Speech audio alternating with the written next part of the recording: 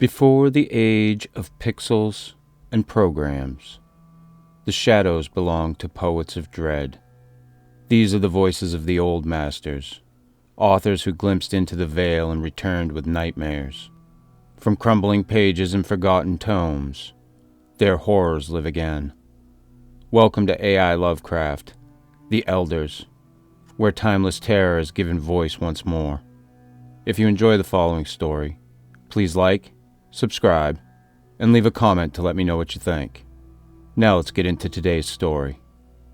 Bethmoora by Lord Dunsany.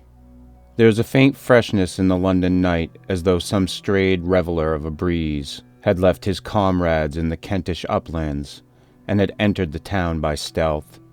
The pavements are a little damp and shiny. Upon one's ears that at this late hour have become very acute, there hits the tap of a remote footfall. Louder and louder grow the taps, filling the whole night, and a black cloaked figure passes by and goes tapping into the dark. One who has danced goes homewards. Somewhere a ball has closed its doors and ended. Its yellow lights are out, its musicians are silent, its dancers have all gone into the night air, and time has said of it, "Let it be past and over, and among the things that I have put away." Shadows begin to detach themselves from their great gathering places, no less silently than those shadows that are thin and dead move homewards, the stealthy cats. Thus have we in London our faint forebodings of the dawn's approach, which the birds and the beasts and the stars are crying aloud to the untrammeled fields.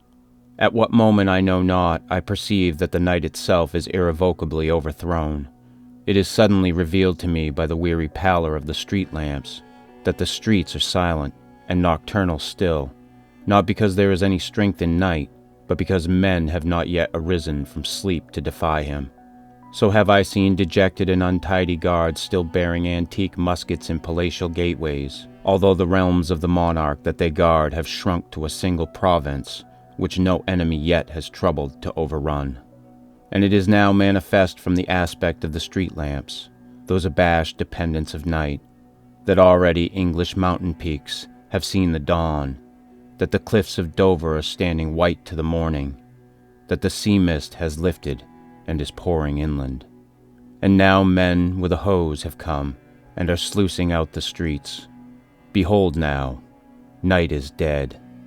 What memories, what fancies throng one's mind. A night but just now gathered out of London by the horrific hand of time. A million common artificial things all cloaked for a while in mystery, like beggars robed in purple, and seated on dread thrones. 4 million people asleep, dreaming perhaps. What worlds have they gone into? Whom have they met? But my thoughts are far off with Bethmoora, in her loneliness, whose gates swing to and fro. To and fro they swing and creak in the wind, but no one hears them. They are of green copper, very lovely, but no one sees them now.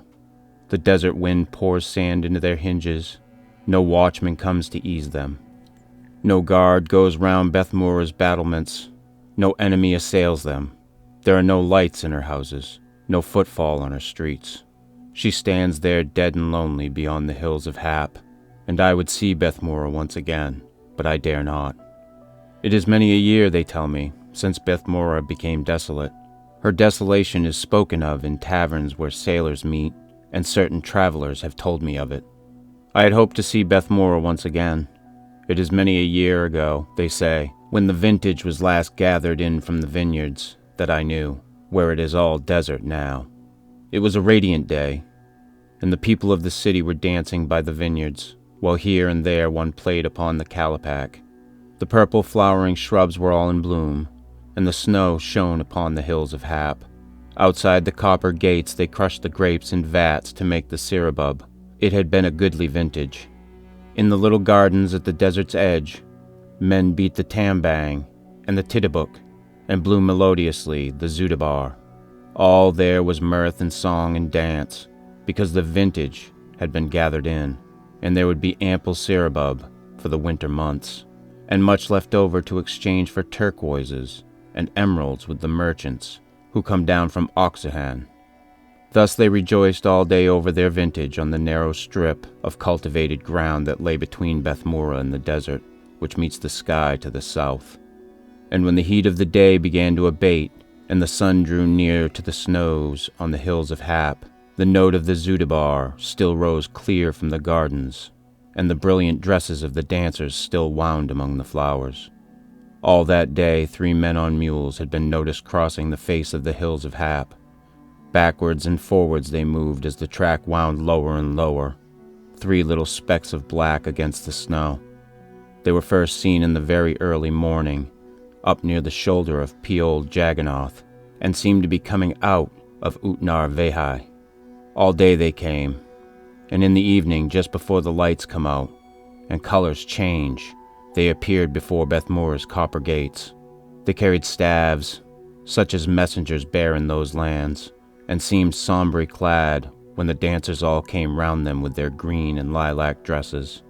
Those Europeans who were present and heard the message given were ignorant of the language, and only caught the name of Utnar Vehai, but it was brief and passed rapidly from mouth to mouth, and almost at once the people burnt their vineyards and began to flee away from Bethmoora, going for the most part northwards, though some went to the east. They ran down out of their fair white houses and streamed through the copper gate. The throbbing of the tambang and the tittibuk suddenly ceased with the note of the zoodabar, and the clinking calipax stopped a moment after. The 3 strange travelers went back the way they came the instant their message was given.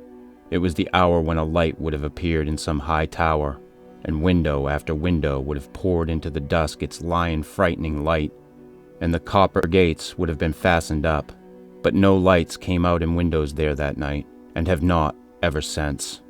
And those copper gates were left wide and have never shut, and the sound arose of the red fire crackling in the vineyards, and the pattering of feet fleeing softly. There were no cries, no other sounds at all, only the rapid and determined flight. They fled as swiftly and quietly as a herd of wild cattle flee when they suddenly see a man. It was as though something had befallen which had been feared for generations, which could only be escaped by instant flight, which left no time for indecision. Then fear took the Europeans also, and they too fled. And what the message was, I have never heard. Many believe it was a message from Thubamleen, the mysterious emperor of those lands, who was never seen by man, advising that Bethmoora should be left desolate. Others say that the message was one of warning from the gods, whether from friendly gods or from adverse ones, they know not. And others hold that the plague was ravaging a line of cities over in Utnar Vehai, following the southwest wind which for many weeks had been blowing across them towards Bethmoora. Some say that the terrible Nusar sickness was upon the 3 travelers, and that their very mules were dripping with it, and suppose that they were driven to the city by hunger, but suggest no better reason for so terrible a crime. But most believe that it was a message from the desert himself, who owns all the earth to the southwards, spoken with his peculiar cry to those 3 who knew his voice. Men who had been out on the sand wastes without tents by night, who had been by day without water. Men who had been out there where the desert mutters, and had grown to know his needs and his malevolence.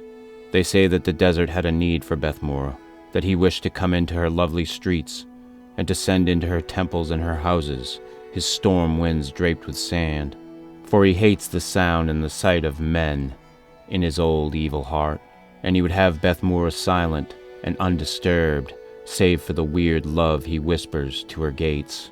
If I knew what that message was that the 3 men brought on mules and told in the copper gate, I think that I should go and see Bethmoora once again, for a great longing comes on me here in London to see once more that white and beautiful city, and yet I dare not, for I know not the danger I should have to face, whether I should risk the fury of unknown dreadful gods, or some disease unspeakable and slow, or the desert's curse, or torture in some little private room of the Emperor Thubamleen, or something that the travelers have not told, perhaps more fearful still.